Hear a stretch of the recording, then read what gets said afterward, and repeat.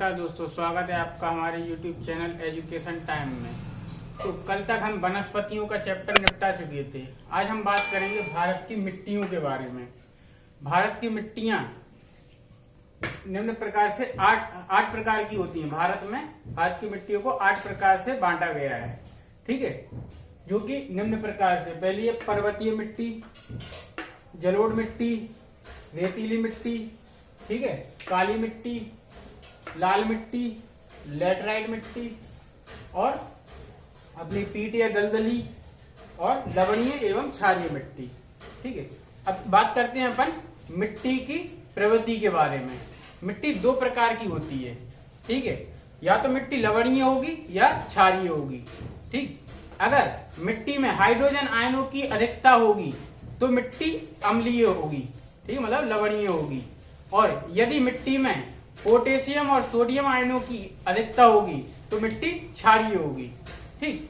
अब बात करते हैं अपन आगे। जैसे अगर मिट्टी अम्लीय है तो उसमें हम चूना मिला देते हैं तो उसकी उसकी उपजाऊ क्षमता बनी रहती है। मतलब अगर मिट्टी अम्लीय है तो उसमें चूना मिला के अपन उसको उपजाऊ बना सकते हैं। और अगर मिट्टी क्षारीय है तो उसमें अपन जिप्सम का प्रयोग करते हैं, ठीक है। आगे बात करते हैं मिट्टी के प्रकारों के बारे में।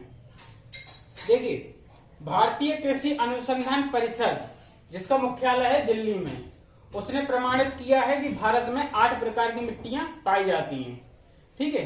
कितने प्रकार की? 8 प्रकार की मिट्टियां पाई जाती हैं, ठीक, जिसका क्रम हम आपको बता चुके हैं। अब एक एक करके अपन इन मिट्टियों के बारे में जानकारी लेते हैं। तो पहले हेडिंग डालिए जलोढ़ मिट्टी। पहले कौन सी है? जलोढ़ मिट्टी। देखिए, भारत के सबसे ज्यादा क्षेत्रफल पर जलोढ़ मिट्टी पाई जाती है, ठीक है, जिसका परसेंट है अपना 43%। भारत के 43% पे जलोढ़ मिट्टी का विस्तार है, ठीक है। जो आपको ये डॉट डॉट करके ब्लू लाइनें दिख रही हैं, ये पूरा विस्तार जलोढ़ मिट्टी का, ठीक। जलोढ़ मिट्टी में ह्यूमस, नाइट्रोजन और फास्फोरस की कमी होती है, ठीक है। मतलब भारत की मिट्टियों में भी इन 3 चीजों की कमी होती है और जलोढ़ मिट्टी में भी इसकी कमी है, ठीक। अब जलोढ़ मिट्टी भारत में 2 स्थानों में पाई जाती है। पहला तो है अपना उत्तर का मैदान, ठीक है, ये क्षेत्र पूरा उत्तर का विशाल मैदान, और दूसरा क्षेत्र है अपना पूर्वी तट, ठीक। अब बात करते हैं आगे। पहले उत्तर का विशाल मैदान। उत्तर के विशाल मैदान में जलोढ़ मिट्टी का विस्तार सतलज नदी से लेकर ब्रह्मपुत्र नदी तक का है, ठीक है। यहाँ पे सतलज नदी थी अपनी, यहां से लेकर ब्रह्मपुत्र नदी तक का विस्तार जलोढ़ मिट्टी का है, ठीक है। तथा जो पूर्वी तट है अपना, ये अपना गोदावरी, महानदी और कावेरी नदी के डेल्टा के किनारे पाई जाती है, पूर्वी तट पर, ठीक। जलोढ़ मिट्टी भी 2 प्रकार की होती है। पहली होती है खादर और दूसरी होती है बांगर, ठीक है। कौन कौन सी? खादर और बांगर। देखिए, खादर मिट्टी क्या होती है और बांगर क्या होती है। खादर मिट्टी नदी के किनारे किनारे के क्षेत्र पे और जहां पे बाढ़ का पानी हर वर्ष पहुंचता रहता है, उस जगह पे लाई गई मिट्टी को अपन खादर मिट्टी कहते हैं। यह बहुत ही उपजाऊ मिट्टी कहलाती है। और बांगर मिट्टी नदी द्वारा कुछ समय पहले लाए गए बाढ़ के पानी के साथ मिट्टी आई और फिर उसके बाद नदी के द्वारा वो मिट्टी वहां पर नहीं लाई गई, तो जो मिट्टी पुरानी हो जाती है उसको बांगर मिट्टी कहते हैं, ठीक है। यह उपजाऊ की दृष्टि से बहुत ही कम होती है, ठीक है। जलोढ़ मिट्टी 2 प्रकार की होती है, खादर और बांगर, जिसमें से भी बांगर सबसे ज्यादा उपजाऊ होती है, ठीक है। अब बात करते हैं आगे।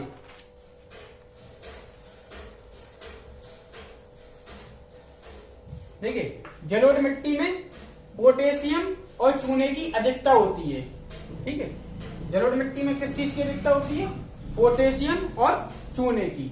अब बात करते हैं अपन लाल मिट्टी की। देखिए लाल मिट्टी, इसमें ये जो क्रॉस क्रॉस दिख रहे हैं आपको छोटे छोटे, इससे दर्शाया गया है। ठीक, लाल मिट्टी का विस्तार भारत में 18% है। भारत में 18% भूमि पर लाल मिट्टी पाई जाती है। ठीक है, लोहे के ऑक्साइड के कारण, लाल मिट्टी में लोहे के ऑक्साइड होते हैं, इस कारण इसका रंग लाल होता है।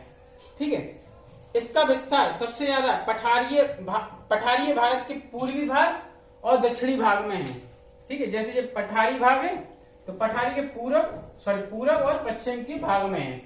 ठीक, लाल मिट्टी का विस्तार अपना मध्य प्रदेश, छत्तीसगढ़, उड़ीसा, तेलंगाना, कर्नाटक, तमिलनाडु और जो अपनी पूर्वांचल साइड के क्षेत्र हैं इस साइड पे हुआ है।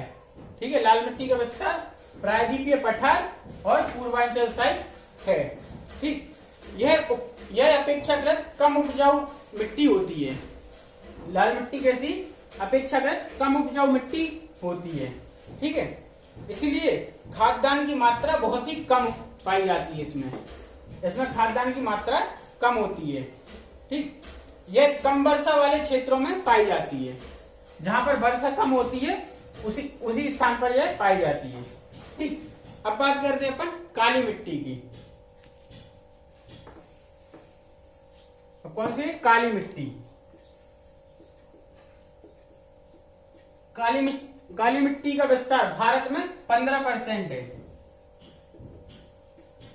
कितना? 15% है काली मिट्टी भारत में। ठीक है, कपास की अधिकता के कारण इसे कपासी मिट्टी भी कहते हैं। देखिए, काली मिट्टी में कपास की फसल उगाई जाती है सबसे ज्यादा, इस वजह से इस मिट्टी को कपासी मिट्टी कहा जाता है। इसका विस्तार अपना थोड़ा कुछ गुजरात का क्षेत्र और जो अपना दक्कन ट्रैप का पूरा क्षेत्र है महाराष्ट्र वाला, वहां पे पाई जाती है।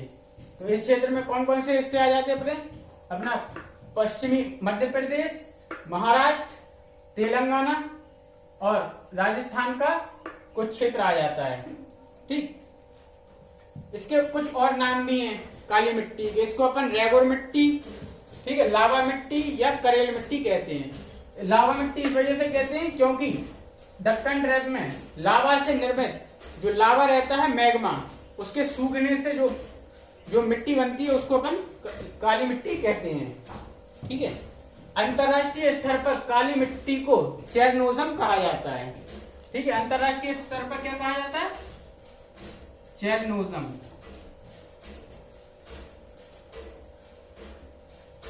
इसे अंतरराष्ट्रीय स्तर पर चेरनोजम कहा जाता है। ठीक, काली मिट्टी का विस्तार सबसे ज्यादा महाराष्ट्र राज्य में है। देखिए, ये सबसे ज्यादा महाराष्ट्र राज्य में है, लेकिन सबसे ज्यादा कपास का उत्पादन गुजरात करता है। ठीक है, मिट्टी सबसे ज्यादा महाराष्ट्र के पास है, फिर भी सबसे ज्यादा कपास का उत्पादन कौन करता है? गुजरात राज्य। ठीक है, इसमें जल धारण करने की अधिक क्षमता होती है। काली मिट्टी थोड़ा सा भी जल पाने पर बहुत ही चिपचिपी हो जाती है और सूखने पर इसमें दरारें पड़ जाती हैं। ठीक है, दरार पड़ जाने के कारण यह स्वतः ही जुत जाती है। मतलब काली मिट्टी को कभी भी जोतना नहीं पड़ता। जब यह सूख जाती है तो इसमें दरारें पड़ जाती है, जिसके कारण यह स्वतः ही जुत जाती है। ठीक है, अब बात करते हैं अपन अगली मिट्टी की। अगली मिट्टी अपनी लेटराइट मिट्टी। कौन सी है? लेटराइट।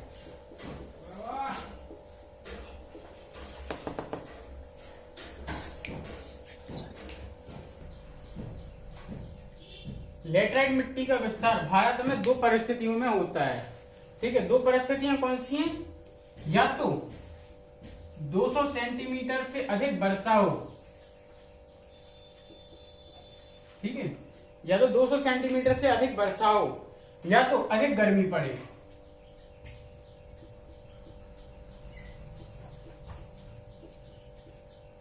जिस क्षेत्र में 200 सेंटीमीटर से अधिक वर्षा या अधिक गर्मी पड़ती है उस क्षेत्र में लेटराइट मिट्टी पाई जाती है। ठीक है, लेटराइट मिट्टी का क्षेत्र देख लेते हैं। जैसे पहले अधिक वर्षा की बात करते हैं। अधिक वर्षा होती है अपने शिलांग के पठार में।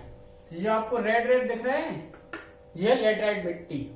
ठीक है, ये है अपना उड़ीसा तट और ये है अपना पश्चिमी घाट। ठीक है, इस जगह पे 200 सेंटीमीटर से अधिक वर्षा होती है और गर्मी भी यहीं पे पाई जाती है सबसे ज्यादा। ठीक, इस आगे बात करते हैं। इसका विस्तार उड़ीसा तट, सिलांग पठार और पश्चिमी घाट है। ठीक है, लेटराइट मिट्टी का सबसे ज्यादा क्षेत्रफल केरल राज्य में पाया जाता है। लेटराइट मिट्टी सबसे ज्यादा कहां पे पाई जाती है? केरल राज्य में। ठीक है, इसमें ह्यूमस, नाइट्रोजन, फास्फोरस, पोटास के तत्व नहीं पाए जाते। ठीक है, इसमें मतलब ज्यादा कुछ नहीं पाया जाता। यह कंकड़ रहित कंकड़ से युक्त मिट्टी होती है। इसका प्रयोग ईंट पत्थर बनाने के लिए किया जाता है। ठीक है, ईंट बनाने के लिए इसका प्रयोग किया जाता है लेटराइट मिट्टी। लोहा और एल्यूमिनियम के ऑक्साइड इसमें प्रचुरता में पाए जाते हैं। लेटराइट मिट्टी में लोहा और एल्यूमिनियम के ऑक्साइड प्रचुरता में पाए जाते हैं। इस कारण इसका रंग लाल होता है। ठीक है, यह भी लाल मिट्टी की तरह लाल ही होती है। ठीक, यह एक अनुपजाऊ मिट्टी होती है। ठीक है, अनुपजाऊ मिट्टी होती है, इसीलिए यहाँ पर खाद्यान्न की फसलें बहुत ही कम उगाई जाती हैं। लेकिन कुछ क्षेत्रों में जहां पर ढाल नुमा क्षेत्र हैं, वहां पर चाय, कॉफी, मसाले तथा खजूर की खेती की जाती है। ठीक, यह अम्लीय क्षेत्र की मिट्टी होती है। ठीक है, इस वजह से यहाँ पर चाय की खेती अधिक की जाती है लेटराइट मिट्टी के अंतर्गत। ठीक है, अब बात करते हैं अपन मरुस्थलीय मिट्टी की। ठीक, मरुस्थलीय मिट्टी भारत के पश्चिमी राज्य में पाई जाती है। पश्चिमी राज्य मतलब राजस्थान में। ठीक है, मरुस्थलीय मिट्टी राजस्थान में पाई जाती है। यह अत्यधिक शुष्क क्षेत्र में पाई जाती है, जहां पर सबसे ज्यादा गर्मी होती है और वार्षिक वर्षा 50 सेंटीमीटर से भी कम होती है। उस जगह पर मरुस्थलीय मिट्टी का निर्माण होता है। ठीक, आगे बात करते हैं। मरुस्थलीय मिट्टी में खाद्यान्न वाली फसलें संभव नहीं है। ठीक है, यहाँ पे खाद्यान्न वाली फसलें बहुत ही कम हो पाती हैं। इस वजह से यहाँ पर मोटे अनाज पैदा किए जाते हैं। मोटे अनाज मतलब ज्वार, बाजरा, ज्वार, बाजरा, मोटे अनाज इत्यादि। ठीक है, और सरसों अधिक मात्रा में बोई जाती है। ठीक है, इन सब में राजस्थान प्रथम स्थान पर है। मतलब ज्वार, बाजरा में राजस्थान प्रथम स्थान पर है। ठीक, राजस्थान का एक जिला है श्री गंगानगर, जिसे अच्छी सिंचाई के चलते खाद्यान्न फसलें होती हैं।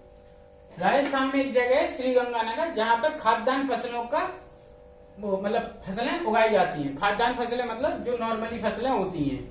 ठीक, और श्री गंगानगर हरित क्रांति के क्षेत्र में भी शामिल है। श्री गंगानगर जिले को हरित क्रांति के क्षेत्र में भी शामिल किया गया है। ठीक, अब बात करते हैं अपन पर्वतीय मिट्टी की। पर्वतीय मिट्टी भारत में जम्मू कश्मीर से लेकर हिमाचल प्रदेश और हिमालय के साथ साथ पाई जाती है। ठीक है, हिमालय अपना ऐसे में चलता है, तो हिमालय के साथ साथ पाई जाती है। इनमें राज्य कौन कौन से आ जाते हैं अपने? जम्मू कश्मीर, हिमाचल प्रदेश, उत्तराखंड, सिक्किम और अरुणाचल प्रदेश। ठीक, आगे बात करते हैं। हिमालय पर वनस्पतियां एवं जीवों की प्रचुरता है। हिमालय पर सबसे ज्यादा वनस्पति और जीव पाए जाते हैं। इस वजह से इस मिट्टी में ह्यूमस की मात्रा पाई जाती है। ठीक है, और सभी मिट्टियों में ह्यूमस की मात्रा नहीं पाई जाती, पर हिमालय मिट्टी में ह्यूमस की मात्रा पाई जाती है। ठीक, मिट्टी में अम्लता के गुण भी आ जाते हैं। ठीक, इस मिट्टी में अम्लता के गुण भी पाए जाते हैं। पर्वतीय मिट्टी में अपनी सेब, नाशपाती इत्यादि फसलें उगाई जाती हैं। ठीक है, पर्वतीय मिट्टी में सबसे ज्यादा सेब उगाया जाता है। वैसे पर्वतीय मिट्टी पूर्ण विकसित मिट्टी नहीं होती है। ठीक है, पूर्ण विकसित क्यों नहीं होती है? क्योंकि पर्वतीय मिट्टी ऊंचाई पर होती है। ठीक है, यहाँ पर जब पानी गिरता है तो यहाँ से जितने भी प्रकार के तत्व होते हैं वो बहकर नीचे आ जाते हैं, तो इसमें कुछ तत्वों की कमी पाई जाती है। ह्यूमस तो पाया जाता है, पर जो तत्व और होने चाहिए थे उन तत्वों की कमी पाई जाती है। इस वजह से यह पूर्ण विकसित मिट्टी नहीं कहलाती है। अब बात करते हैं अपन भारत में पीट एवं दलदली मिट्टी की।